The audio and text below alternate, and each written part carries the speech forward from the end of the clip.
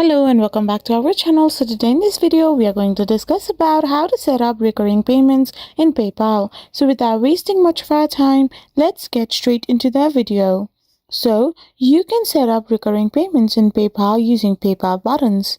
Simply log in into your PayPal business account and go to top menu and click on Pay and Get Paid. Once you click on it, you need to simply tap on Accept Payments and PayPal Pay button. Once you have done this, you need to now simply choose subscription or automatic billing. After doing this, you need to simply fill in the details as subscription name, billing amount, billing cycle, and trial period if needed. Once this is done as well, simply click on the Create button. Copy the generated HTML code and paste it into your website.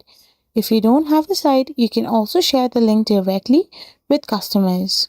Or if you want to use websites, then you can go in PayPal Developer Dashboard and create a subscription plan. So by doing this, you will be able to set up recurring payments in PayPal. I hope you found this video helpful. See you in my next video.